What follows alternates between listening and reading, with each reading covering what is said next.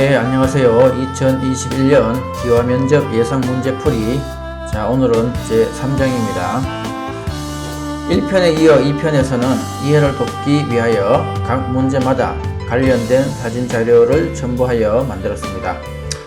그리고 이해하기 어렵거나 헷갈리기 쉬운 문제는 강의를 하면서 보충 설명을 통하여 설명드리도록 하겠습니다.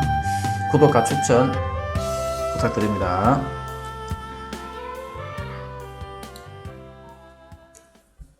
자, 1번.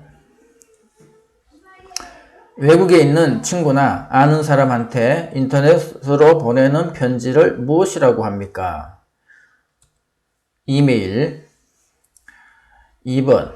우리나라의 도나 특별자치도 3개 이상 말해보세요. 제주 특별자치도, 경상북도, 경기도. 3번. 우리나라의 도는 몇 개 있습니까? 각 도의 이름을 말해보세요. 자, 8개 있습니다. 자, 경기도, 경기도, 강원도, 경상북도, 경상남도, 전라남도, 전라북도, 충청남도, 충청북도. 이렇게 시계 방향으로 이렇게 외우시면 됩니다. 자, 우리나라의 특별자치도는 어디입니까? 제주 특별자치도. 5번. 예방접종과 치료, 건강관리, 산모와 신생아의 건강관리를 위해 국가에서 운영하는 기관은 무엇입니까? 보건소. 6번. 일자리를 구해주고 해결해주는 기관은 어디입니까? 고용복지센터. 7번. 전화로 경찰이라고 하면서 개인정보, 주민등록번호, 은행계좌번호 등을 알려달라고 해서 그 정보를 이용해서 돈이나 재산을 빼앗아가는 범죄를 무엇이라고 합니까? 보이스피싱. 8번. 고려시대 외적의 침입을 막고 평화를 기원하며 만든 경파는 무엇입니까? 팔만대장경. 9번. 고려시대 부처의 힘으로 몽골의 침입을 막아내기 위해 만든 것은 무엇입니까? 팔만대장경. 자, 팔만대장경 해인사에 가면 있습니다. 사진에 스님 보이시죠? 요 해인사에 계신 스님 사진이고 해인사에 있는 팔만대장경입니다. 자, 10번. 몽골의 침입을 받아 수도를 옮긴 고구려가 부처의 힘으로 외적을 물리치겠다는 소망을 가지고 16년에 걸쳐 만든 것은 무엇입니까? 네, 팔만대장경. 답은 같은데 문제를 이렇게 다르게 질문한 사례입니다. 자, 11번. 신라의 청소년 수련단체로 꽃처럼 아름다운 남성 무리라는 뜻을 가진 이 단체의 이름은 무엇입니까? 화랑도. 고조선을 대표하는 유물은 무엇입니까? 고인돌. 고인돌이죠. 고인돌. 돌이 상당히 큰데 그 당시에 어떻게 이 돌을 위에 올렸는지 미스테리합니다. 자, 그리고 이게 무덤이에요. 무덤인데 죽으면 시신을 여기에 안치를 해 놓고 그랬습니다. 자, 13번. 선사시대 돌무덤의 일종으로 우리나라 청동기 시대의 대표적인 무덤 중에 하나입니다. 이것은 무엇입니까? 고인돌. 14번.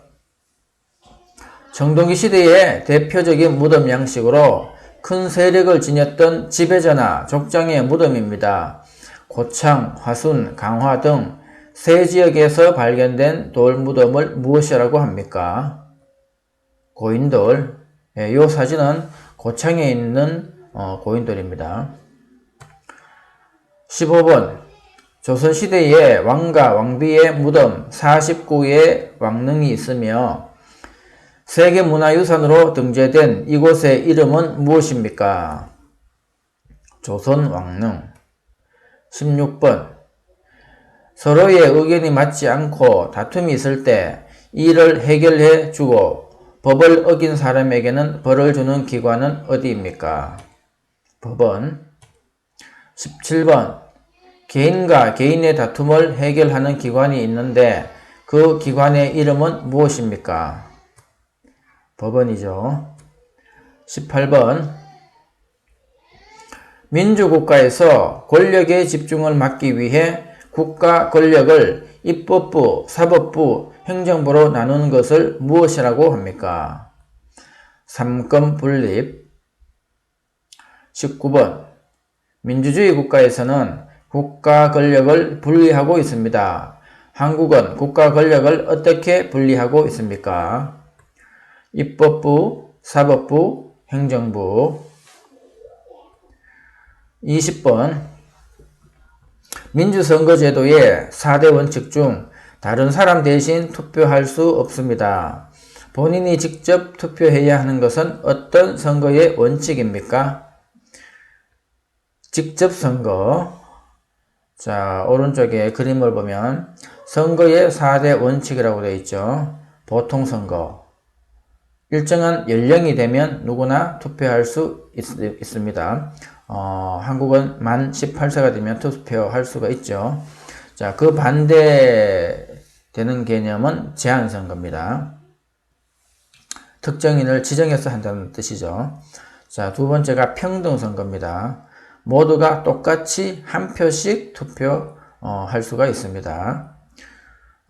그리고 직접선거, 자신이 직접 투표를 해야 합니다. 다른 사람이 대신 해줄 수 없죠. 자, 비밀선거, 비밀투표, 누구에게 투표했는지 다른 사람이 모르게 합니다. 자, 그래서 요 선거의 4대 원칙이라고 합니다. 21번. 민주선거의 4대 원칙 중 빈부, 성별, 학력에 관계없이 모든 피선거권자에게 한 표씩만 투표권을 주는 것을 무엇이라고 합니까? 평등선거. 22번. 민주선거의 4가지 원칙 중 나이가 만 19세가 되면 누구나 투표권을 가질 수 있는 것은 무엇입니까? 보통선거. 제가 아까 만 18세라고 했는데 19세입니다. 자, 23번. 민주선거의 4가지 원칙 중 누구에게 투표했는지 다른 사람이 알지 못하게 투표하는 것은 무슨 선거라고 합니까? 비밀선거. 24번. 민주선거의 4대 원칙을 말해보세요.